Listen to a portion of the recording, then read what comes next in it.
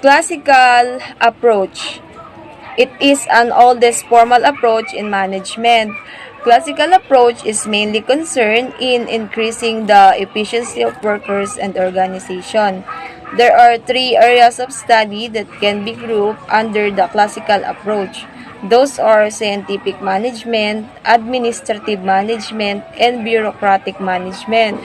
Scientific management, also known as Taylorism, it was a theory of Frederick Winslow Taylor, known as the father of scientific management.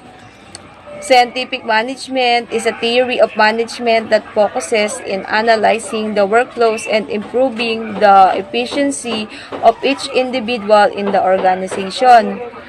Next is administrative management. The major contributor of this theory was Henry Fayol. Administrative management focuses on the management process and principle of management. These usually seek to create an organization that leads to both efficiency and effectiveness. Next is bureaucratic management. Max Weber was the major contributor of this theory. Bureaucratic management focuses on the ideal form of organization. Weber also proposed that a form of organization called bureaucracy was characterized by division of labor, hierarchy, formalized rules, and personality. The topic that assigned to me is all about the behavioral approach. The behavioral approach to management focuses on human relation and employee well-being, rather than simply setting tasks and demanding that they be completed. The behavioral style manager helps create conditions that keep workers satisfied and motivated. Social factors and psychological motivations take on more importance than financial incentives. This approach assumes that worker wants to work and that if the manager provides the right environment, productivity will follow. The example of this is employee suggestion box.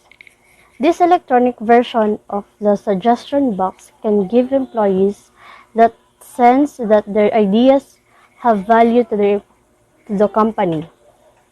To empowering the employees to make suggestions and create initiative is a behavior approach because it helps employees enjoy their jobs and raise their self-esteem. Management can monitor chat rooms and even join the conversation to encourage exploration of ideas. When enough people get behind a suggestions, management can meet a delegation to discuss. I'm Mary J. Copino from BIT4C FSM Major, and the third approach of management is the quantitative approach. This focuses on describing a phenomenon across a larger number of participants, thereby providing the possibility of summarizing characteristics across groups or relationships.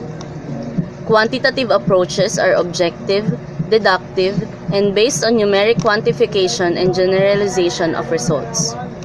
Quantitative methods are used to test pre-specified concepts, constructs, and hypotheses that make up a theory. So how do you identify a quantitative approach? The goal of the study was examining relationships between several variables.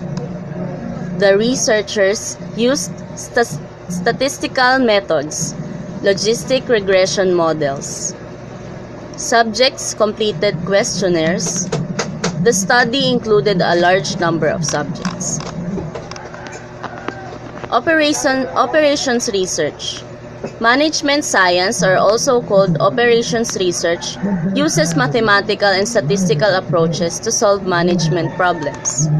Examples of operations research are linear programming, waiting line theory or queuing theory, inventory control systems, replacement problems, network analysis, sequencing problems. Operations management emphasizes productivity and quality of both manufacturing and service organizations.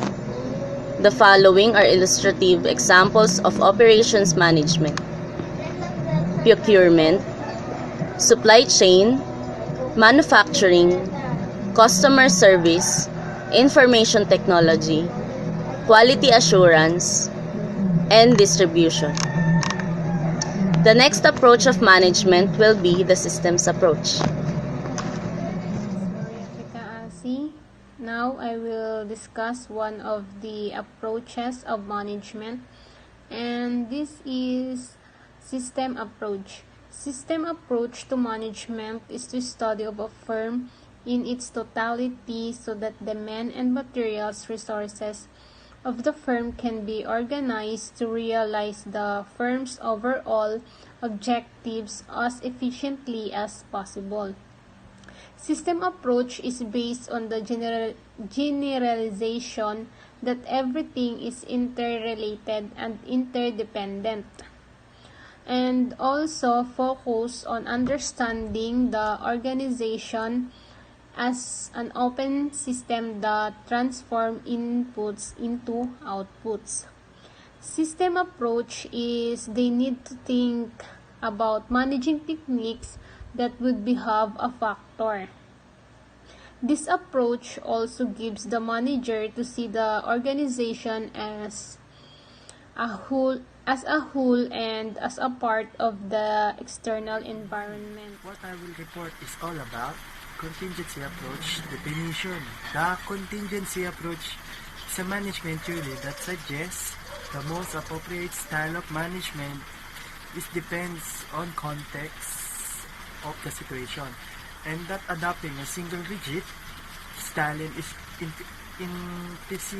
inefficient in the long term. Contingency managers typically pay attention to both the situation and their own style and make effort to ensure both interact efficiency. For example, is an example of contingency viewpoint in action is a manager facing the situation with an employee who regularly show up late or absences.